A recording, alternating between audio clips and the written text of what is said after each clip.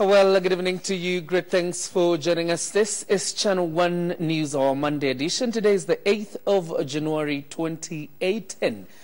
Tonight, 32 people have been admitted with signs of the Chikungunya virus in Mombasa County, and the deadly disease appears to be back. We'll be telling you about the details of that and how the county government of Mombasa, as well as the national government, is responding to the same. And of course, the harrowing cases of domestic violence continue to rock the country in what is appearing to be a worrying trend. Now, tonight, a man chopped off the head of his girlfriend, then hanged himself in what is called a bizarre case of love ending tragically. We have details of this and more stories lined up for you, but let's have a look at the highlights.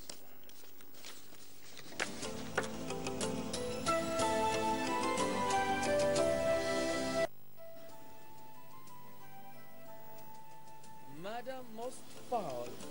Meru village in shock as man butchers girlfriend and later commits suicide. Medical personnel on high alert as 32 cases are confirmed following Chikungunya outbreak in Mombasa County.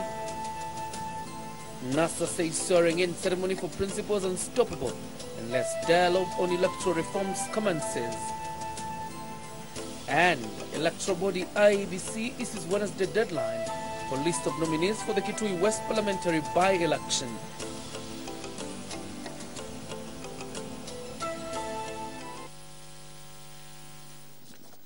Susan Thuku is a sign language interpreter. My name is John Jacob Curia. A warm welcome to this bulletin. Now we start off the news that 32 people have been admitted in various public hospitals in Mombasa County after contracting the Chikungunya virus. Mombasa County Governor Ali Hassan Joho, in a swift response to scale up surveillance, has launched 5 vector control vehicles with new machines and chemicals to fumigate homes in the county in a bid to control the mosquito-borne viral disease, as Ann Buru now reports. Just less than 3 months ago, Mombasa County was grappling with the cholera outbreak that saw dozens admitted in hospitals and several eating joints and kiosks in the county closed down. Yesterday, the County Health Department released a report on the outbreak of the Chikungunya virus. So far, there are 120 suspected cases, and out of which 32 have been confirmed to have been affected by the virus. Those affected are receiving treatment in various hospitals across the county. I can tell you there has been 120 suspected cases. Only 32 have been confirmed to be Chikungunya. So there's a lot of information that we want to share with the members of the public. The county government has put measures in place to deal with the outbreak. We have put measures in place to ensure that we bring back order in terms of sanitation. We have procured enough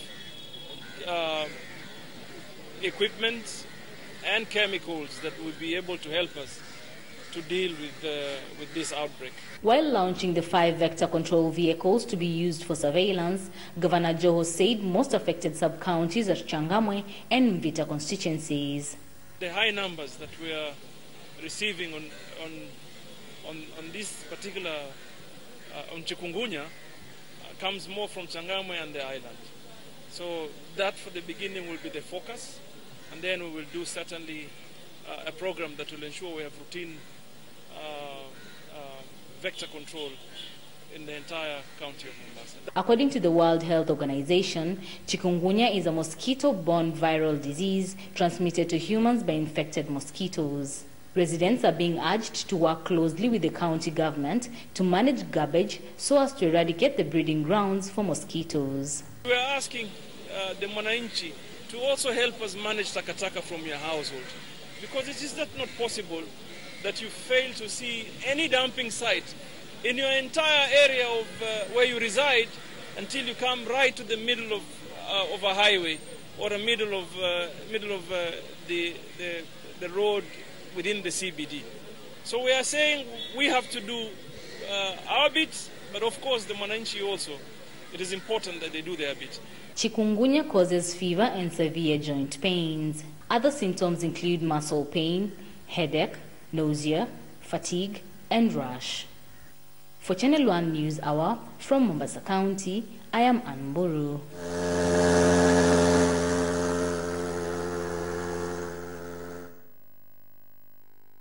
Thank you very much, Anburu. And of course, we hope for the best in the management of the Chikungunya virus that has hit Mombasa County. Now, George Kinoti has formally taken over from Ndegwa Muhoro as the new director of the Criminal Investigations DCI in an acting capacity. Kinoti was appointed by President Uhuru Kenyatta on Friday when he announced 6 cabinet appointments. Muhoro was redeployed to the Public Service Commission for further redeployment. Until the appointment, Kinoti served as Director of Corporate Communications at the National Police Service Commission.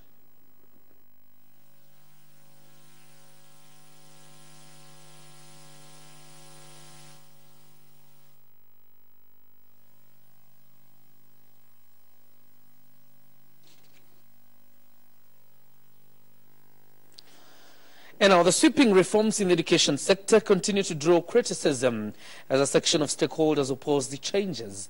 In Nakuru, Kiambu and Kitui counties, parents and leaders are opposing mass transfers of school heads, while in Migori, the county leadership is faulting Acting Education Cabinet Secretary Dr. Fred Matiang'i for setting in motion implementation of a new curriculum without all-inclusive consultations. Parents of Moi Primary School in Nakuru today held protest over the transfer of their head teacher, Charlton Njoroge. They claim Njoroge has steered the institution in the right direction and moving him is not in good faith. Ile muda amekuwa hapa, amewacha record, amekuwa kielelezo kwa walimu wote katika kaunti yetu. Shule hii imekuwa namba 1 tangu Njoroge akuje hapa. Ilikuwa imevivia, lakini tangu akuje ametusaidia sana mpaka kwa elewano ya walimu na wazazi. Kenya National Union of Teachers and officials in Nakuru County, led by Executive Secretary Muigai Moher, however, says the protests are politically engineered. It is an industry that does not even require political interference, whereby the politicians are also telling us that these head teachers should not come to this station. That should not be allowed.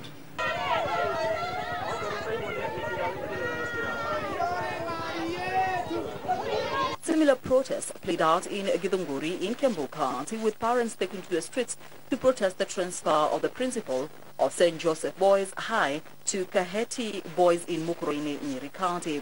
Kwa muda wa miaka 5 ilikuwa shule ambayo ilikuwa inaisha, watoto walikuwa wanakunywa bangi hadharani na pombe hapo hadharani. Tumeweza kuleta hiyo crime up to a 0 rate. Na kulingana na vile mimi naona ni ya kwamba kama hao watu wako na haja na hii shule, waturudishie mwalimu wetu Mr. Muirori. Other than the mass transfer of school heads, the Ministry of Education is also being faulted for developing and rolling out the new curriculum without involving county government.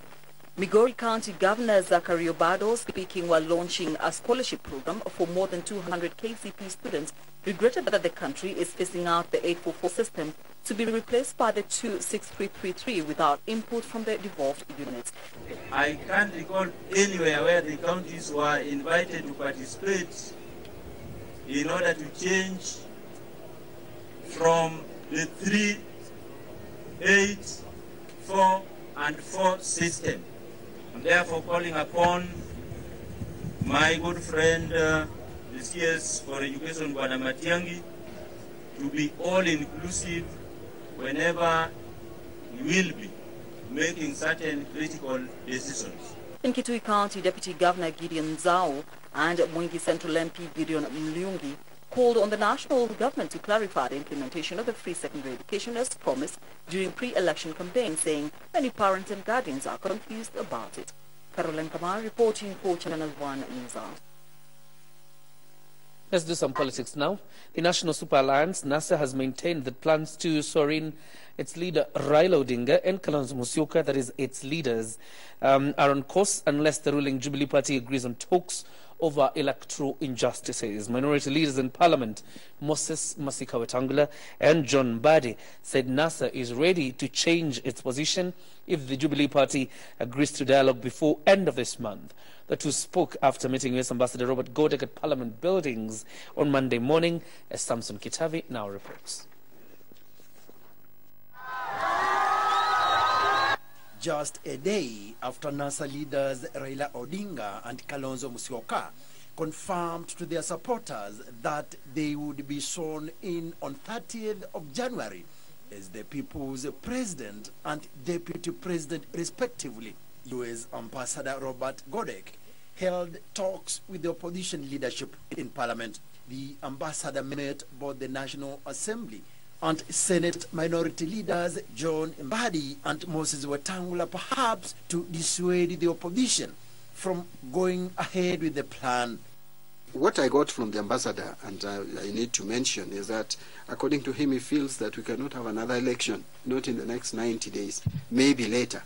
So as far as we are concerned as NASA, there were no elections on 26th of October.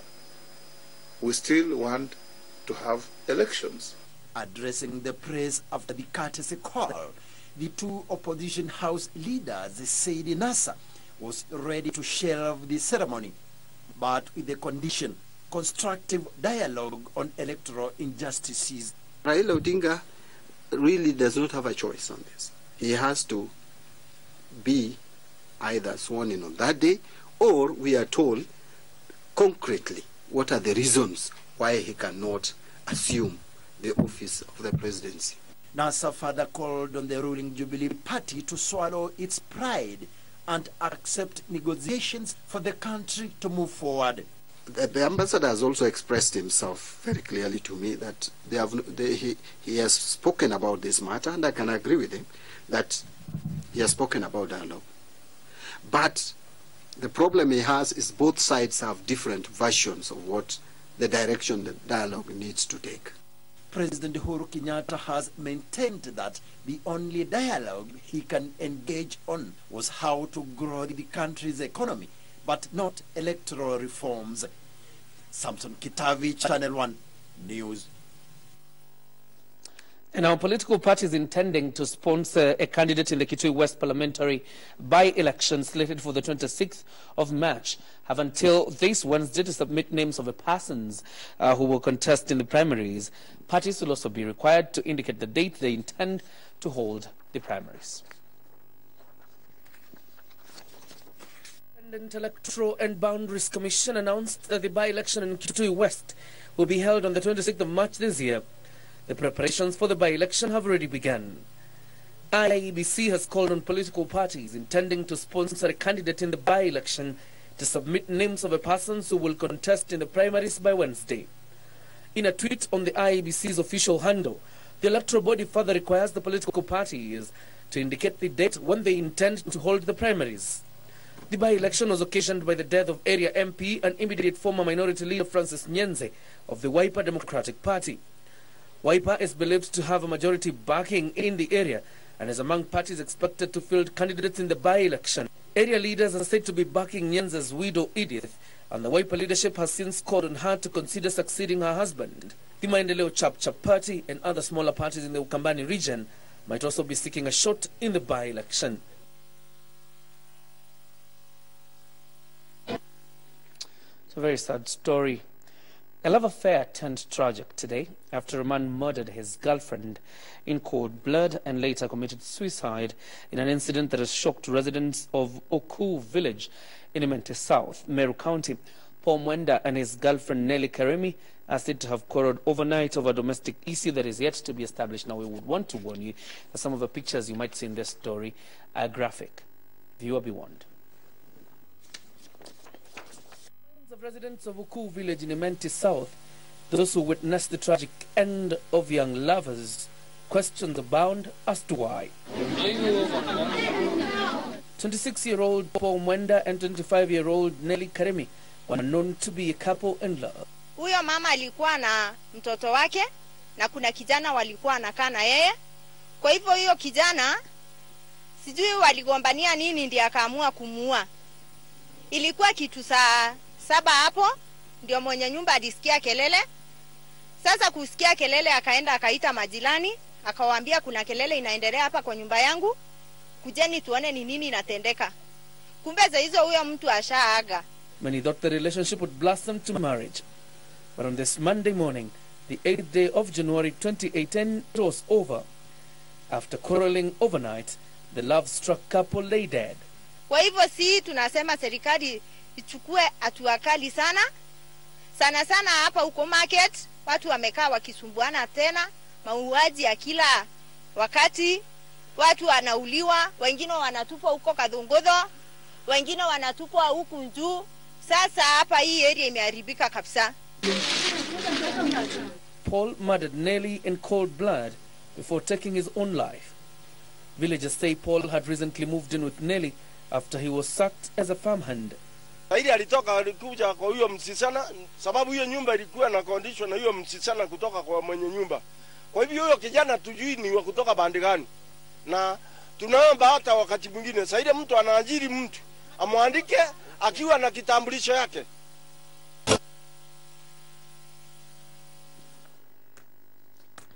Really sad. The hearing of an election petition challenging the election of Nairobi Governor Mike Sonko failed to proceed today after the petitioner Japheth Morocco claimed that his life is in danger. Justice Musaga Mbogoli adjourned the matter until tomorrow to enable the petitioner make a formal complaint to the police. Meanwhile, Machakos Court will Tuesday hear the case challenging the election of Machakos Governor Dr. Alfred Mutua. In his application to have the matter adjourned, Japheth Morocco, who wants the Nairobi gubernatorial election nullified, claimed that he and his family received threats from unknown person on Saturday through his cell phone and is yet to record a statement with the police. Justice Musaga Mbogoli granted the application but wondered why the petitioner waited from Saturday to report the threats he allegedly received through his phone. The electoral body IEBC and Nairobi Governor Mike Sonko, through their lawyers, have denied knowledge of the threats. Meanwhile, the case challenging the election of Machakos Governor Alfred Mutua will be heard on Tuesday. Justice Agri Muchelule adjourned the hearing after the next key witness, Governor Alfred Mutua, failed to show up in court. Former Machakos gubernatorial candidate Wavinya Ndeti filed a petition seeking the annulment of the gubernatorial election, citing election malpractice. Ndeti argued that public officers in Machakos County participated in the polls as presiding officers. The electoral body told the Machakos court that there is no law that prohibits public officers from participating in the polls. Separately, former Teso South Member of Parliament Mary Emase suffered a setback after a Busia court dismissed her application for recount and scrutiny of votes in some polling stations. Busia High Court Judge Kiarie Waweru said the application did not give sufficient reasons to warrant the recount and scrutiny of votes. Kiarie noted that no request for recount was made during election or pre-trial conference and that the petitioner did not include in her petition. And former Mombasa Senator Hassan Omar has filed an application before Justice Lydia Achode seeking to bar her from presiding over an election petition against Governor Hassan Ali Joho, accusing her of being biased. Omar, through his lawyer Yusuf Abubakar, told Justice Achode that he wants the application be heard under a certificate of urgency so that the file can be placed before Chief Justice David Maraga to appoint another judge to proceed with the petition. Still in the corridors of justice, Health Cabinet Secretary Dr. Cleopa Mailu wants the court to dismiss the case challenging the government ban on Shisha. A public inquest seeking to establish the killers of baby Samantha Pendo will commence on February 16th, 2018, when the case will be mentioned at a Kisumu Magistrates Court, as Ben Chumba now reports. In his response to a petition filed by 15 Shisha dealers, Health Cabinet Secretary Dr. Cleopa Mailu defended his decision to ban the importation, sale, advertisement, promotion and distribution of Shisha in the country, arguing that he exercised his powers under the Public Health Act. Mailu argues that the decision to ban Shisha is not biased, unreasonable, or in bad faith, as alleged by the petitioners. Instead, he says the ban is anchored on the greater public interest of protecting and enforcing public health from harmful effects and practices associated with Shisha smoking, to both consumers and exposed non-consumers. In the petition, Shisha dealers claim that the Cabinet Secretary did not act within his powers when he declared smoking of the product illegal and want the court to lift the ban on Shisha. The hearing will continue on January 15, 2018. Meanwhile, a public inquest seeking to establish the killers of baby Samantha Pendo will commence on the February 16, 2018, when the case will be mentioned at a Kisumu Magistrate Court. This follows the opening of a file at the court as ordered by immediate former Director of Public Prosecutions Keriako Tobiko. Tobiko had directed that senior officers in command during the incident face disciplinary action and the bereaved family be compensated for emotional and physical torture experienced after the attack.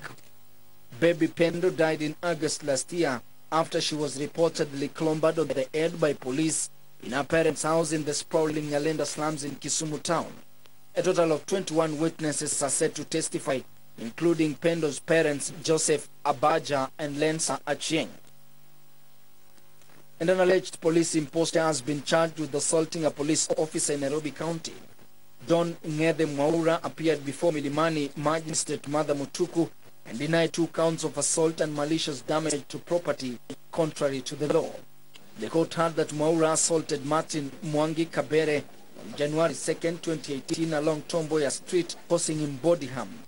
The accused is said to have damaged Kabere's mobile phone valued at 80,000 shillings. Mwaura was released on a 50,000 shillings cash bail. The matter will be mentioned on January 22nd, 2018. Ben Chumba reporting for Scales of Justice.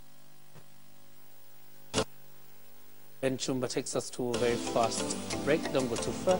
We'll be back with more news as well as what is happening in the business sector and of course in the beach.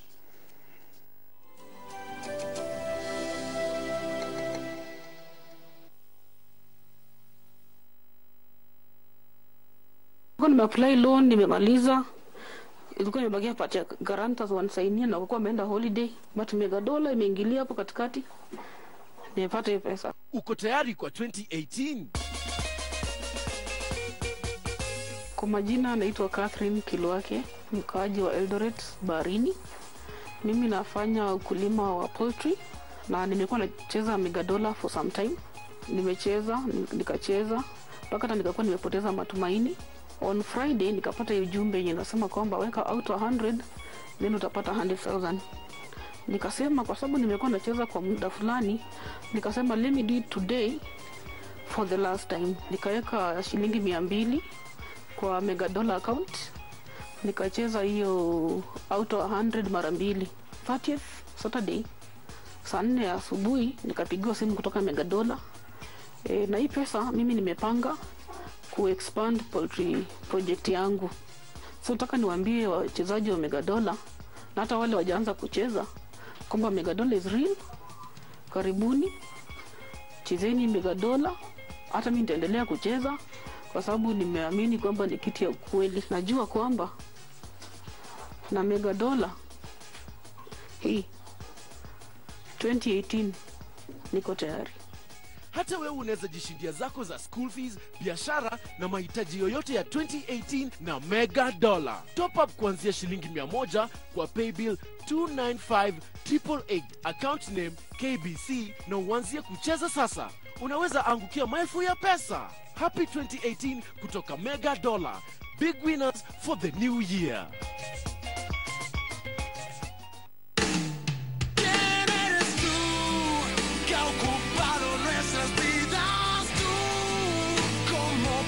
De algún juego que quieres ganar sin tener piedad. ¿Quién eres tú?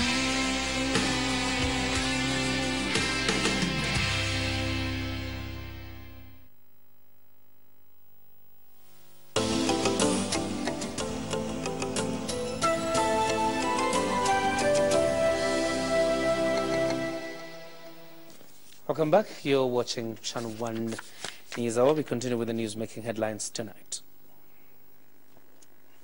As pressure continues to mount on the United Kingdom government to execute a ban on the trade in ivory, the Kenya Wildlife Service KWS has lauded the UK's plan to almost entirely close its domestic ivory markets. With the expected ban, the United Kingdom will join the ranks of the United States and China, who have both executed bans on the trade. The Jumbos are set to get a major relief with an anticipated ban on ivory trade by the UK government. The expectation of the UK's ban is widely anticipated, with the UK's Foreign Affairs and Environment Ministries indicating an imminent announcement. In a public survey by the UK government, the UK public overwhelmingly voted to ban the ivory trade. KWS has lauded the intended ban, citing a major blow on the demand, terming it a major blow on the demand for ivory, as the UK has been among the top markets for it. From 1st January, mainland China's ban on the domestic trade in ivory and related products takes effect, a major milestone in ending poaching. The ban is, however, expected to have some exemptions for small amounts of ivory, such as ivory for use in manufacture of parts of musical instruments. Poaching was at its highest between 2008 and 2012.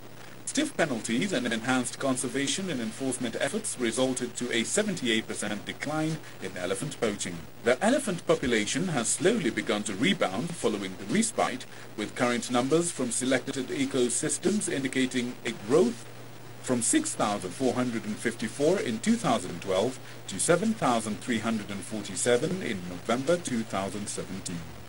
Experts say that less than 100 elephants were killed for their tusks in 2017. Victor Mnyakane, Channel 1. Well, 5 people, among them a 4-year-old girl, died in yet another case of road carnage. The driver of the vehicle in which they were traveling in lost control of the vehicle after hitting a pothole, causing a tire burst near Bangale Shopping Centre along the Garissa Mwingi Road in Kajiado. A row is brewing between residents of Kitengela and the Kenya Wildlife Service KWS over human being conflicts with wild animals and crop destruction. There's more stories in our county news roundup.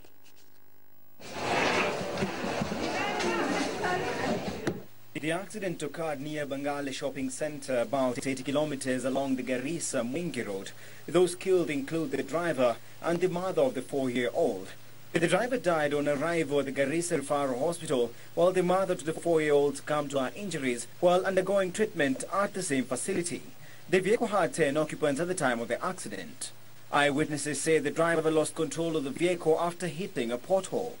The accident comes in the wake of rising cases of road carnage, which occasioned the ban by the National Transport and Safety Authority (NTSA) on night travel. Right now, Sauda ako hospitali. Anafanywa scan ya mgongo, wajue ameumia namna gani mgongo. Ambaye aliumia mguu na mgongo ndio ako na shida. In Kajiado County, a troop of monkeys has been causing havoc at the Kitengela Orphans' Home, destroying crops and lately attacking children at the facility. In the last 4 days, the cheeky monkeys have unleashed their wrath on Saidia Furaha Center in Kitengela Nokopir village. Center Director Peter Karuri says the situation is getting out of hand. He wants officers from KWS to intervene. The residents suspect the strangers relocated to the area from the nearby Nairobi National Park. In Laikipia County, residents of Zero Village Nyahururu town are up in arms over the obstruction of water for their domestic use by a local investor.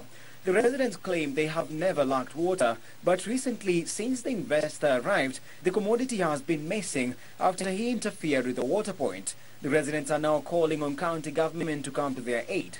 Aliweza akakuja akachimba hiyo shimo mita moja kutoka kwa mto.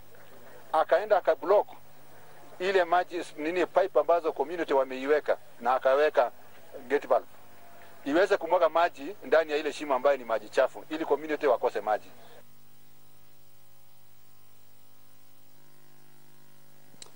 Zimbabwe's new leader Emmerson Mnangagwa has ruled out any plans for a coalition government with the country's opposition ahead of the elections in Libya. What is believed to be the first shipwreck on the Mediterranean of 2018, that is shipwreck on the Mediterranean of 2018, has occurred with at least 8 refugees dead. And in Uganda and Rwanda have denied reports of a deal with Israel to accommodate African asylum seekers from Israel after the country's cabinet voted to expel them. Zimbabwe's new president, Emmerson Mnangagwa, has ruled out the notion of forming a coalition government with the opposition before the general election slated for later this year. He spoke after visiting opposition leader Morgan Tsvangirai, who's battling colon cancer, at his home in the capital, Harare. Zimbabwe's elections are expected to take place by September, but Mnangagwa has previously suggested that they could be held as early as March. Tsvangirai's Movement for Democratic Change, MDC party, has been the biggest challenger of ZANU-PF, which has been in power since independence in 1980. A coalition government was engaged in 2009 to 2013 when Tsvangirai entered into talks with the Mugabe government, and he then became prime minister in a unity government along with the appointment of some opposition figures in cabinet. Elsewhere, at least 8 refugees have died and 86 others rescued off the coast of Libya after a rubber dinghy deflated mid-voyage in what is believed to be the very first Mediterranean shipwreck of 2018. The victims were all women. Rescue agencies said that many more were still missing and the death toll could be as high as 25.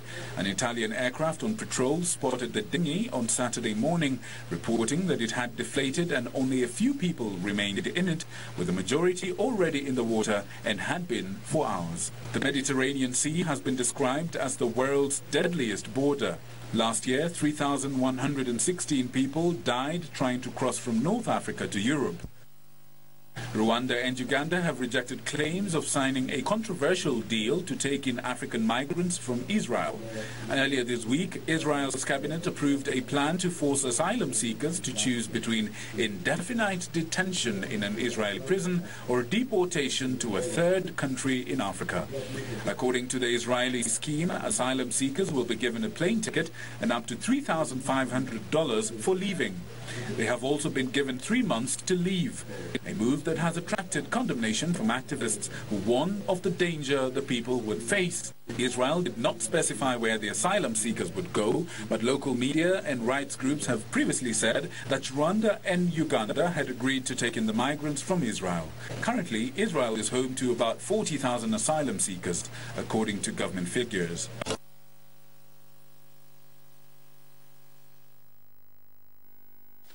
Well, it's time for us to take another break, but of course when we come back, we'll be looking at how the money markets have performed. And by the way, the Energy Cabinet Secretary, Charles Keter, has denied that Kenya Power and Lighting Company is backdating bills, power bills for that matter.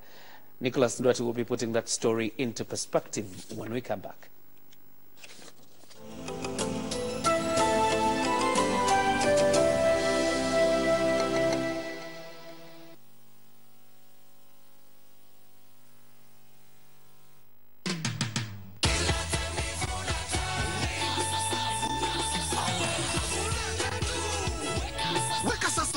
Vuna tatu. Kila dakika 30 pata fursa ya kuvuna mamia na maelfu ya pesa hadi jackpot ya shilingi 350,000. Kuanzia kuvuna, andika paybill number 326326. Kwenye account name, chagua na uandike nambari 3 kutoka 0 hadi 9. Kisha kwa amount, weka kiwango kutoka shilingi 10 hadi shilingi 1,000. Bet yako ikishinda, utapata mamia maelfu hadi shilingi 350,000 jackpot. Weka sasa uvune na vuna tatu. Ni vuna time. Kila time.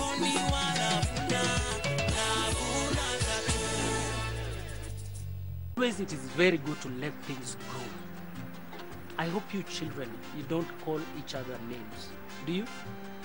Head teacher is attending to a meeting. What about Mr. Babu? Well, huyo achana naye. Hii umeniletea, mimi ni nguruwe ama mimi ati?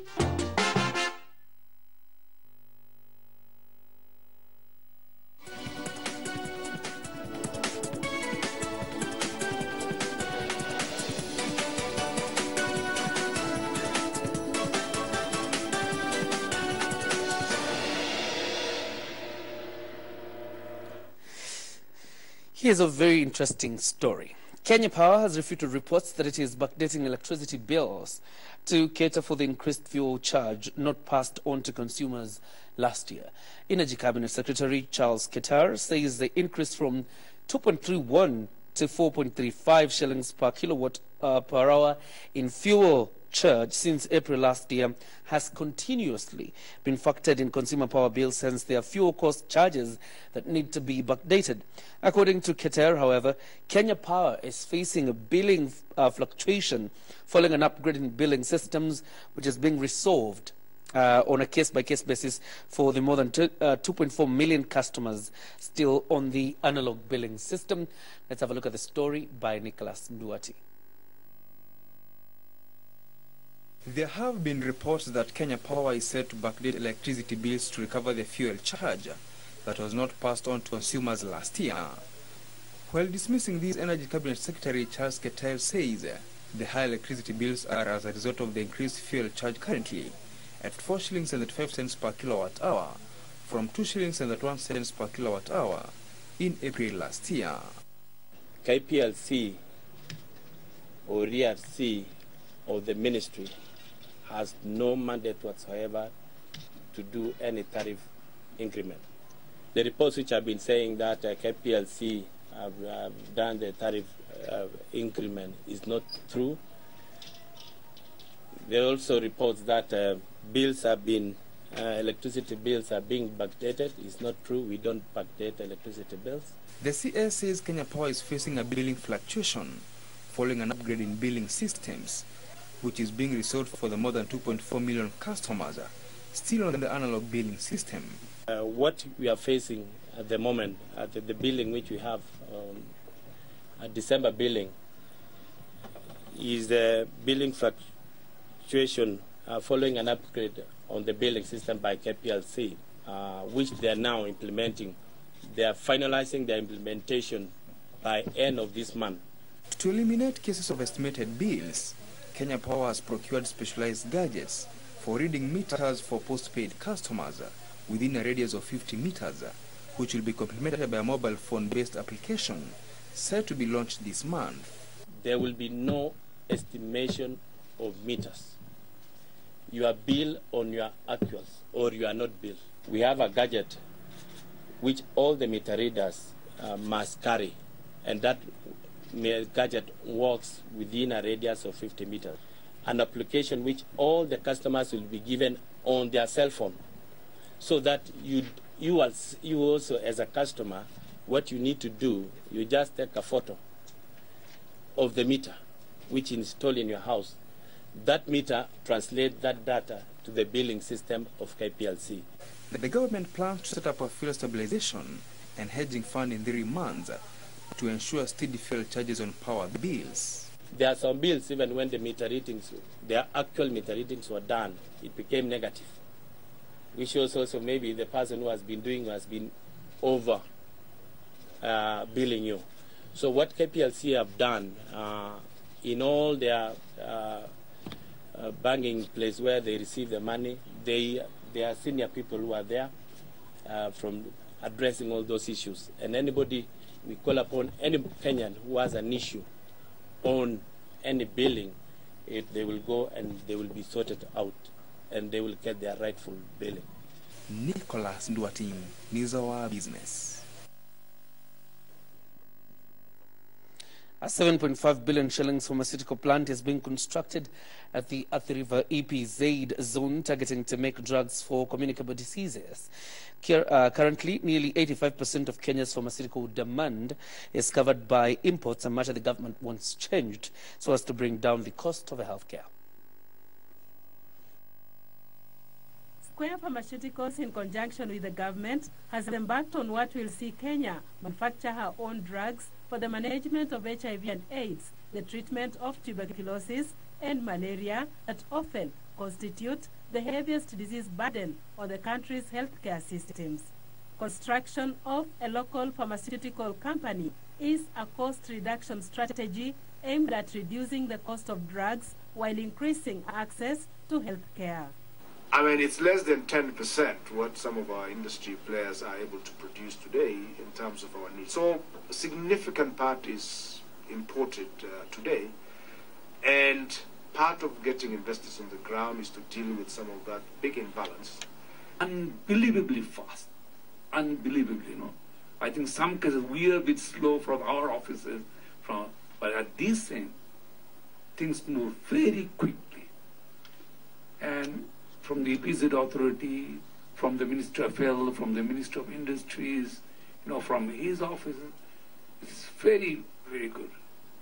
Industry and Trade Cabinet Secretary Edan Mohamed said once the company is fully operational in 2022, the World Health Organization compliant pharmaceutical manufacturing plant will help Kenya reduce importation of drugs and create jobs.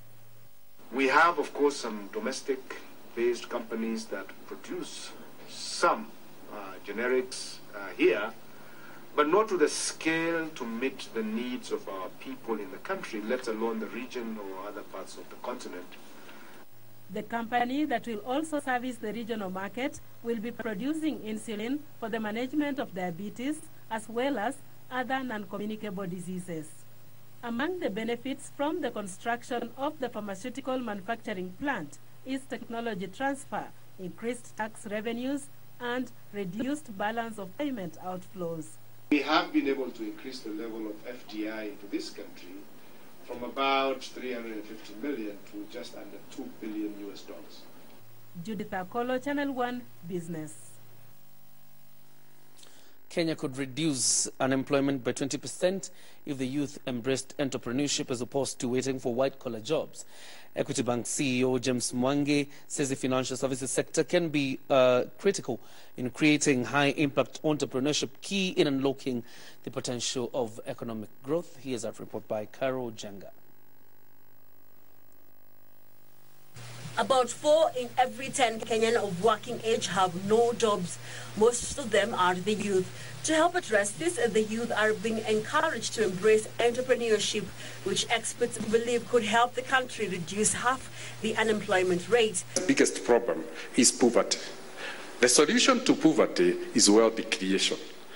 The creators of wealth are entrepreneurs. So if we truly want to change Africa, we don't need to look for anything else. We have to prepare the next generation. Our business schools, our universities, our technical schools, our practitioners out in the field must really become entrepreneurs who are edgy and hungry. They are looking for role models to inspire them. People who can show them a different path than the beaten track. Lateral thinkers as opposed to linear thinkers. Yet, they are at their disposal ladders of opportunity. Mwangi believes that high-impact entrepreneurs grow faster, create more jobs, contribute more to society, and transform industries when compared to their peers. What we've looked at today about high-impact investment and entrepreneurship, looking at businesses that actually meet a need in society. Where there's a pain, there's definitely a gain, and entrepreneurs come in to fill in that gap. So we can instill this mindset as we go forward in our students and in business schools, and have entrepreneurship not taught as a subject, but incorporated into daily life, because anyone can be an entrepreneur. A doctor can, a lawyer can, a teacher can, and they can do it in their field of expertise where they have passion and interest. And I think the mistake is to see entrepreneurship as only business creation. When we talk about entrepreneurship, we talk about many times about entrepreneurial competencies. Entrepreneurial competencies are not just for business creation. They're for working at universities, in organizations in civil society, in the public sector. He believes that the financial services sector can be critical in creating high-impact entrepreneurship, key in unblocking the potential of economic growth. A lot of times, I know my own story, because when we went out starting up and going to banks, they would say, no, we need to have you proven, prove yourself first, and then start doing a lot of things. I think this is where startup funding, or what we call venture capital, or angel investing, needs to come in a big way here, where people with an idea, with the startup process, need to start looking at things. In Kenya, there are about 7.5 million enterprises, which contribute approximately 45% to the GDP.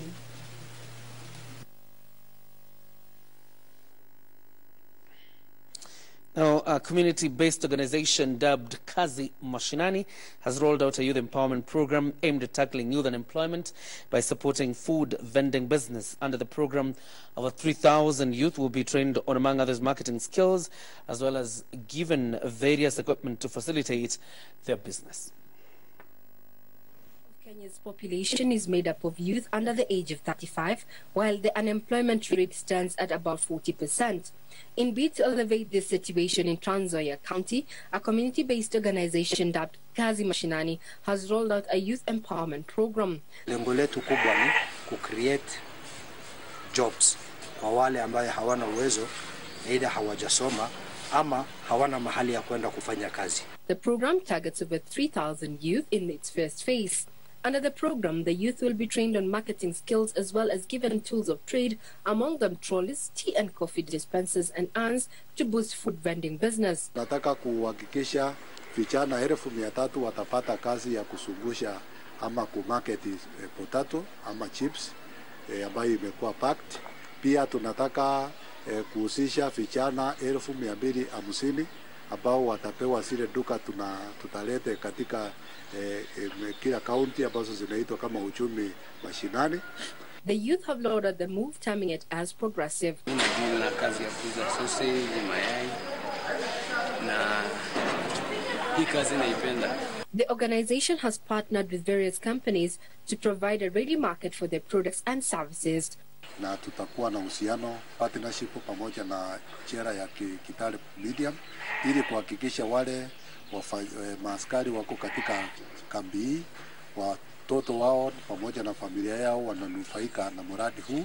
Tutawapatia familia yao kazi na pia watatusaidia kwa ajili ya kuendelesha mradi wa Kazi Mashinani. Regina Manyara Guitar reporting for Channel 1 Business.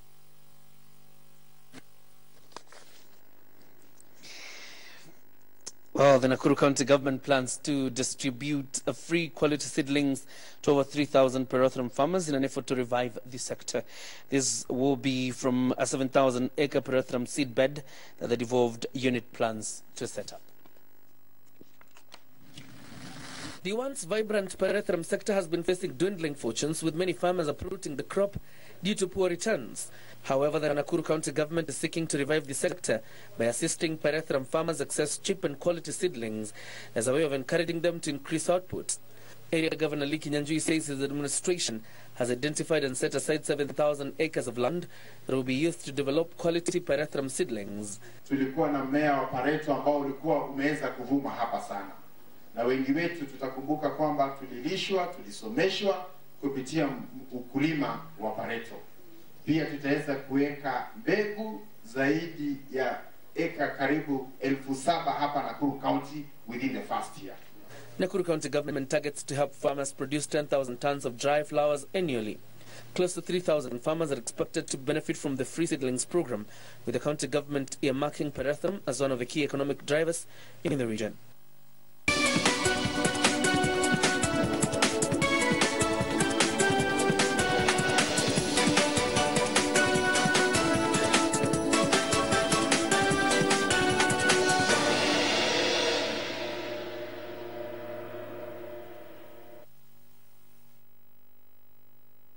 My objective isn't just Elena anymore. I am going to attack the house because it is what my brothers protect with their greatest efforts. Nana, I think Karina's passed away. These are the numbers of the combination that are used to open the safe deposit box. Your husband is suspected of committing a series of murders. Where's the will? Where could she have hidden? Tasks can be put in museums instead of being burnt. And let's see, some museums in our countries are not known. They're not known as the Nairobi Museum is known. Banning of elephant tusks discourages poaching. Poaching itself leads to a financial crisis.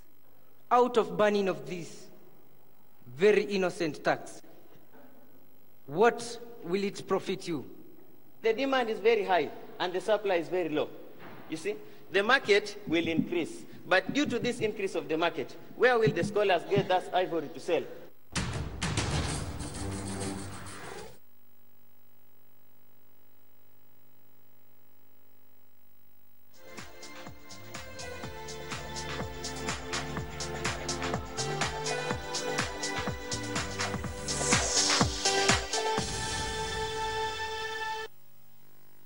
With the boots on, let's get to the pitch now. The Kenya Premier League KPL side Ulinzi Stars has signed striker Masita Masuta from Nzoia Sugar on a long-term deal. The striker has been signed to take the place of Stephen Waruru,